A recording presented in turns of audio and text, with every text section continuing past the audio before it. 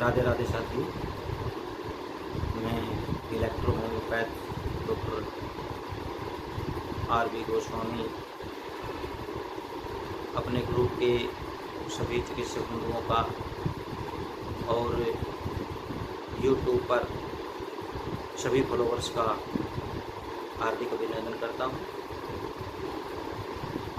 Electro homeopathy के अंतर्गत हमने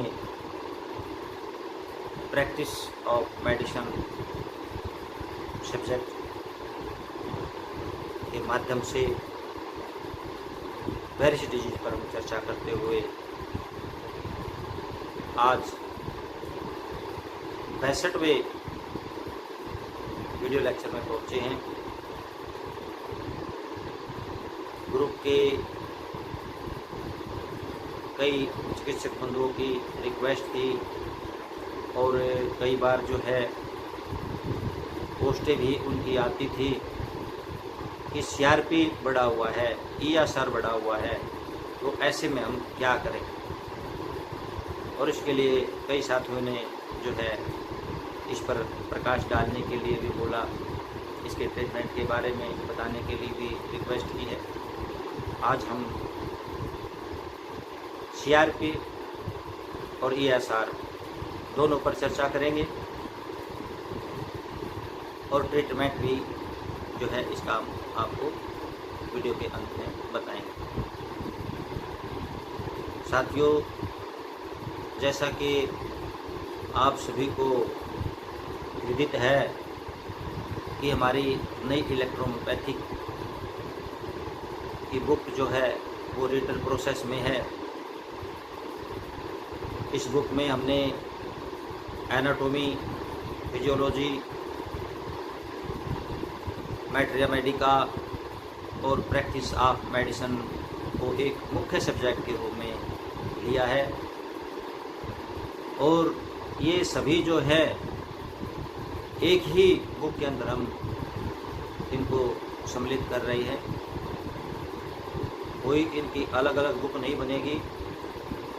इन तीनों चारों सब्जेक्ट को जो है हम एक ही बुक के अंदर जो है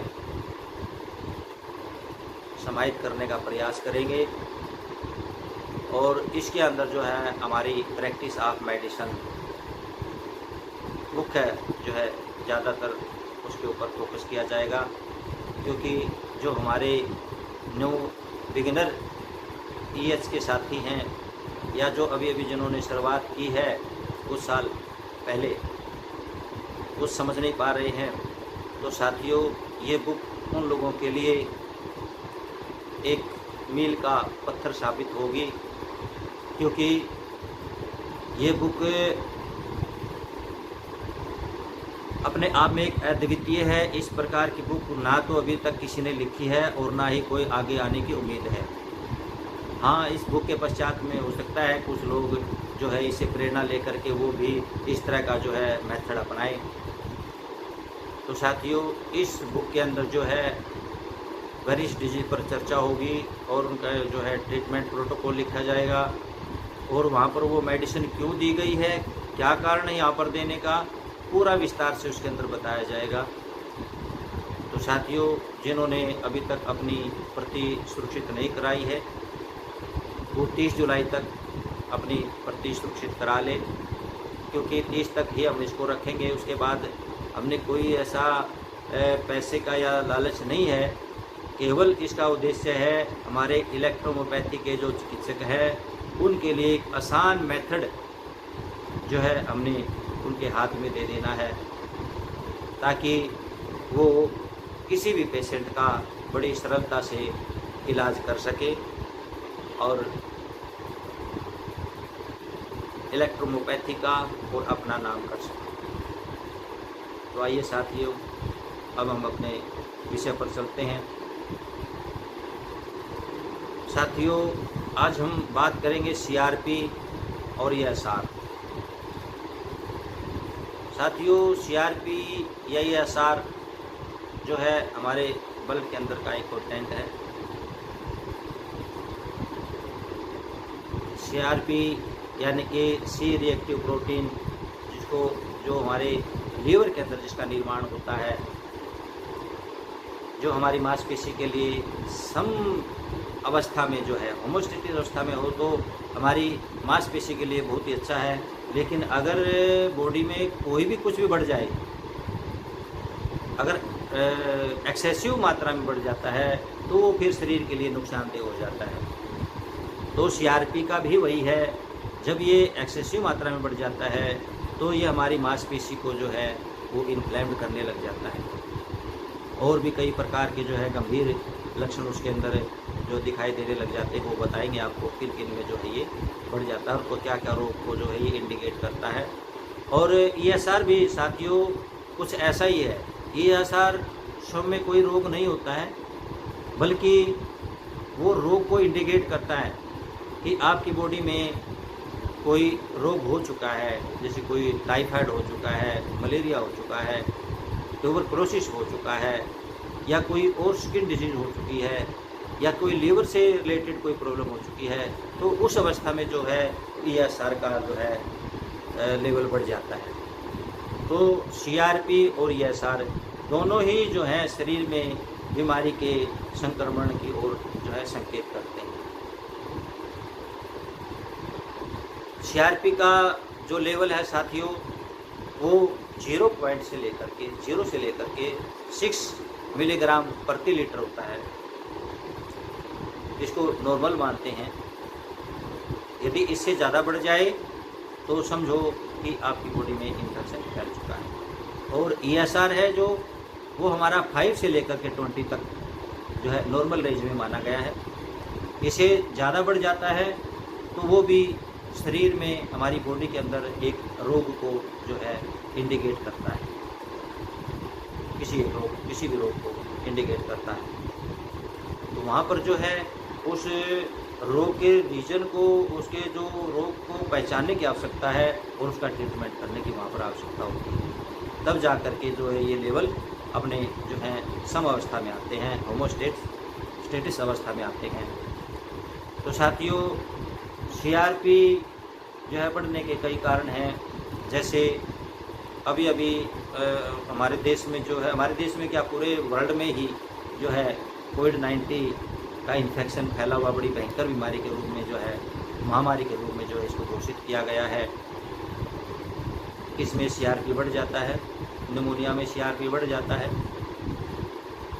जो ट्यूबरकुलोसिस के पेशेंट होते हैं उसके अंदर भी इसका बढ़ जाता है, या फंगल इन्फेक्शन है, या ऑटोइम्यून डिजीज़ है, या जो है कार्डियक डिजीज़ है, हृदय रोग है, निमोनिया है, या इरिटेबल बोल सिंड्रोम है, आईबीएस है, एक आंतों का रोग होता है, जो कैंसर है।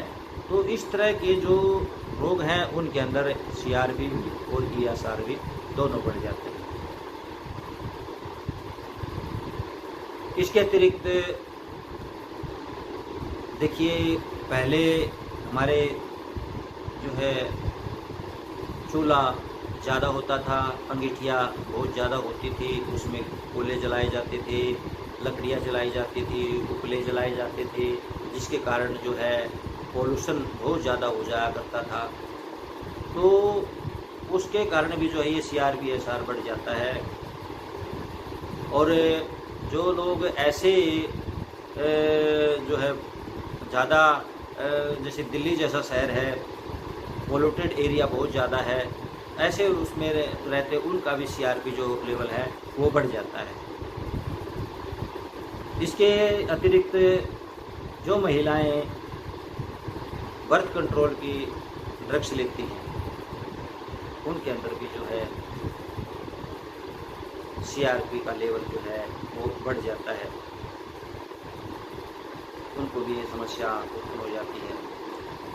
साथियों सीआरपी का एक टेस्ट और होता है जिसको हम एचएस सीआरपी बोलते हैं, यानी कि high sensitivity CRP level test. इसके बढ़ने से दोस्तों जो है हृदय रोगों का पता लगाया जाता है कि जो है शरीर में हृदय की डिजीज कितनी ज़्यादा गहरी, कितना ज़्यादा बढ़ा हुआ है। जैसे मैंने ये बताया कि CRP या SR कोई क्षम रोग नहीं है, ये किसी शरीर में किसी इन्फेक्शन को इंडिकेट करते हैं, किसी भी प्रकार का इन्फेक्शन करते हैं।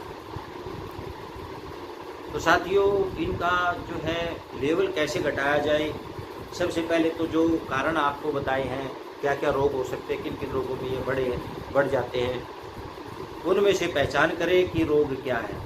जो भी रोग है उसकी चिकित्सा करें साथ में, तो ये ऑटोमेटिकली जो है नॉर्मल अवस्था में आ जाते हैं। इसके अतिरिक्त जो है खान पान में विशेष सावधानियां बरतते हुए प्रचुर मात्रा में विटामिन से भरपूर पोषक पदार्थों का सेवन करते हुए, आयरन से भरपूर जो है हरी सब्जियां प्रयोग करते हुए, फ्रूट्स वगैरह यूज करते हुए, अखरोट, फ्लैक्सी सीड वगैरह, लहसुन, हल्दी वगैरह जो है, इस तरह के ग्रीन टी, काली मिर्च वगैरह हैं, तो इस तरह के पोषक तत्वों का जब प्रयोग करते हैं तो ESR या CRP जो लेवल है वो तकरीबन जो है नॉर्मल अवस्था में आ जाता है। और जो है जो लोग प्राणायाम या जो है योगासन वगैरह कर सकते हैं, वो इस विधि के द्वारा भी जो है इस CRP लेवल को जो है कंट्रोल में ला सकते हैं, नियंत्रण हो जाता है। इसके अतिरिक्त जब हम EHT में क्या दें, इलेक्ट्रोहोम्योपैथी में हमारे पास जो है क्या औषधियाँ हैं, क्या मेडिसिन हैं। देखिए साथियों, यहाँ पर जो है हमने डाइजेशन सिस्टम को जो है यहाँ पर हमने बढ़ाना होगा, ताकि मेटाबॉलिक सिस्टम जो है हमारा सुदृढ़ हो जाए, फास्ट हो जाए, और जिसे खाए हुआ भोजन में जो पोषक तत्व होते हैं वो मेटाबॉलिक सिस्टम के द्वारा जो है वो एनर्जी में कन्वर्ट होकर के सेल्स को, टिश्यूज़ को, ऑर्गन्स को, सिस्टम को जो है वो स्ट्रॉन्ग बना सके और अपना जो है सुचारू रूप से कार्य सिस्टम से करवा सके। तो इसके लिए हमने जो है BP का प्रयोग किया है साथियों। दूसरी सेकंड मेडिसिन आप सब जानते हैं, BC है, बॉडी केयर है। ये क्या है कि साथियों, ये एंटी इन्फ्लामेटरी भी है, पेन किलर भी है, नर्वस सिस्टम को स्ट्रॉन्ग बनाने वाली है, लीवर पर भी इसका अच्छा कार्य है, क्योंकि S5F1 इसके अंदर है, विनिरियोवन है उसके अंदर। तो यहाँ पर हमने BC का इसलिए प्रयोग किया है। तीसरी मेडिसिन हमारी है C3। C3 का काम क्या है कि साथियों, ये जो है टिश्यूज़ की मेडिसिन है और ये टिश्यू पर काम करती है। RBC, WBC जो है, प्लाज्मा, प्लेटलेट आदि जो हैं, HB, तो इन पर जो है इसका बहुत अच्छा असरकारी प्रभाव है इस मेडिसिन का, C3 का। तो यहाँ पर हमने इसलिए C3 का प्रयोग किया है। और चौथी मेडिसिन हमारी S10 है, जो पूरे एलिमेंट्री कनाल की मेडिसिन है, जो पूरे पाचन संस्थान पर जो है उसका बहुत अच्छा खासा प्रभाव पड़ता है। तो यहाँ पर हमने S10 का प्रयोग किया है। तो साथियों, इन सभी मेडिसिन का जो है हमने 20 ड्रॉप ले करके 30 ml में डालना है और बाकी का उसके अंदर डिस्टिल वाटर डालकर उसको डाइल्यूट करके रोगी को 10-10 बूंद देने के लिए जो है सुबह दोपहर 4-4 घंटे भर जो उसको क्वाइडी मात्रा में उसको देना है। और चाहे तो आप इसको, अगर लेवल ज़्यादा बढ़ा हुआ है तो आप इसको 2-2 घंटे पर भी दे सकते हैं। वो तो रोग की जैसी भी रिक्वायरमेंट है, सीवरिटी के ऊपर जो है डिपेंड करता है कि रोग जो है ये असर या जो है CRP कितना बढ़ा हुआ है, तो उसके ऊपर डिपेंड करता है कि आप इसको 1-1 घंटे के अंतराल से भी दे सकते हैं। सेकंड हमारी मेडिसिन है साथियों C10, विनिरियोवन, वर्वन और GE का हमने प्रयोग किया है। C10 इंटेस्टाइन की मेडिसिन है, लीवर की मेडिसिन है, इसलिए हमने यहाँ पर C10 का प्रयोग किया। वर्मीफ्यूगो विनिरियो है। विनिरियो का आप सब जानते हैं कि ये जिद्दी रोगों को बहुत जल्दी ही कवर कर लेती है। कैंसर जैसे रोगों को भी कवर कर लेती है। अगर किसी प्रकार का कोई कैंसर की वजह से CRP बढ़ा हुआ है तो वहाँ पर इसको देना बहुत ज़रूरी हो जाता है, या कोई घाव बन गया तो उस पर भी देना ज़रूरी हो जाता है। तो यहाँ पर हमने विरिडियोवर का इसलिए प्रयोग किया है, पेन किलर का भी काम करती है, नर्वस सिस्टम के ऊपर भी बहुत अच्छा इसका कार्य है। तीसरी मेडिसिन हमारी वर्मीफ्लूगो-1 है, जो इंटेस्टाइन की है। ये इंटेस्टाइन को जो है स्ट्रॉन्ग बनाती है, उसकी देखभाल करती है। और चौथी मेडिसिन जो है हमारी ग्रीन इलेक्ट्रिसिटी है, जो एक एंटीसेप्टिक है, घाव को भरने वाली है। तो इस प्रकार से हम इन 4 मेडिसिन यहाँ पर हमने ली है, और इनकी सबकी जो है 10-10 बूंदें 30 ml में डाल करके जो है रोगी को 10-10 बूंद दिन में जैसी भी रोग की रिक्वायरमेंट है 4 बार या 6 बार भी दे सकते हैं, 2-2 घंटे पे भी, 1-1 घंटे पे भी दे सकते हैं। तीसरा साथियों, देखिए कोई भी हमारे शरीर में पोषक तत्व है, अगर वो एक संतुलित मात्रा में, संतुलित बैलेंस में है तो ठीक है। यदि वो कम हो जाए तब भी रोग हो जाता है, और यदि वो एक्सेसिव हो जाए तब भी जो है डिजीज पनपती है, वहाँ पर उत्पन्न हो जाती है। तो क्योंकि CRP या ESR ज़्यादा बढ़ जाता है, या हीमोग्लोबिन हमारी 17 से 18 ग्राम से ज़्यादा बढ़ जाता है, या RBC जो है हमारे ज़्यादा बढ़ जाते हैं, या WBC बढ़ जाता है, या CBC ज़्यादा बढ़ जाता है, तो कोई भी हो तो उसके अंदर क्या है कि टॉक्सिन जो हैं वो बॉडी के अंदर जो हैं उनको निकालना एक एक्सक्रीटरी सिस्टम के माध्यम से आवश्यक हो जाता है। तो यहाँ पर हमने जो है साथियों H2, H6, C6, C17 और F1 ये 5 मेडिसिन ली हैं। इन सब को जो है D3 से हमने जो है 12-12 बूंद लेना है। साथियों ये हमारी किडनी की मेडिसिन है, एक्सक्रीटरी सिस्टम की मेडिसिन है। लीवर से भी जो है ये टॉक्सिन को बाहर निकालती है, किडनी के द्वारा भी टॉक्सिन को बाहर निकालती है, ब्लड के अंदर से जो है ब्लड की सफाई करती है, और जो है ब्लड सेल्स को जो है पुष्ट करता है। उसके पश्चात में स्वेलिंग वगैरह उतर जाती है। फिर तो यहाँ पर हमने जो है ये 12-12 ड्रॉप जो है 12 ड्रॉप प्रत्येक मेडिसिन का D3 से लेना है। तो साथ ही हमें आपको एक बात बता दूं कि यहाँ जो हमारा 1:9 का रेशियो है, क्योंकि किडनी के फंक्शन को, एक्सक्रीटरी के सिस्टम के फंक्शन को हमने यहाँ पर बढ़ाना है, इसलिए यहाँ पर हमने जो है D3 से इसको 1:9 के रेशियो से दिया है। तो इस प्रकार से लेकर के 30 ml में इसके मिलाएं, और जो है 10-10 बूंद रोग की रिक्वायर्ड के अनुसार दे दो। 1 घंटे में भी दे सकते हो, 2 पे भी दे सकते हो, जैसी भी रिक्वायरमेंट है। तो इस प्रकार से, और यदि किसी प्रकार का कॉन्स्टिपेशन है तो कॉन्स्टिपेशन के लिए भी मेडिसिन आवश्यक हो जाती है। अगर कॉन्स्टिपेशन है तो, नहीं है तो कोई बात नहीं है, आवश्यकता नहीं है फालतू मेडिसिन लेने की। तो साथियों इस प्रकार से जो है मेडिसिन पेशेंट को दें, और साथियों 1 हफ्ते के अंदर अंदर आपको 100% इसके परिणाम मिल जाएंगे। आपको कहीं किसी तरफ देखने की आवश्यकता नहीं है। कुछ साथी हमारे जो हैं CRP के बारे में पिछली कुछ पोस्टों में हमने देखा था कि वो पोस्ट डालते हैं और कहते हैं कि हमने 3 दिन में इसको कवर कर दिया है। तो देखिए ये कोई बड़ी बात नहीं है, 3 दिन में आपने कवर कर दिया इसमें, ये तो बहुत एक जो है छोटा सा मामूली सी बात है। ये तो इसको ये हो जाती है। तो साथियों आपने कहीं कुछ करने की ज़रूरत नहीं है, और मैं उन साथियों से एक बार फिर जो है रिक्वेस्ट करूँगा, यदि वो हमारे बताए गए मेथड के अनुसार मेडिसिन देते हैं और उससे रिस्पॉन्स पाते हैं, तो उसी पोस्ट को, उसी ट्रीटमेंट को आप हमारे ग्रुप में शेयर करें। आपने कहीं और से कोई ट्रीटमेंट ले रखा है, किसी और मेथड से आपने ट्रीटमेंट को दे रखा है, तो यहाँ इस ग्रुप के अंदर वो बिल्कुल भी जो है उसको शेयर ना करें, क्योंकि इस ग्रुप का जो पर्पज़ है वो एक इजी मेथड देना है, नेगेटिव पॉजिटिव डायल्यूशन के चक्कर से हमें छुटकारा देना है। तो उन साथियों से मेरी रिक्वेस्ट है कि वो हमारे इस प्रकार के कार्य में जो है व्यवधान पैदा ना करें। बार बार हम उनसे रिक्वेस्ट करते हैं लेकिन ज़्यादा अगर हमें इस विषय पर परेशानी होती है तो फिर हम जो है रिमूव भी कर सकते हैं।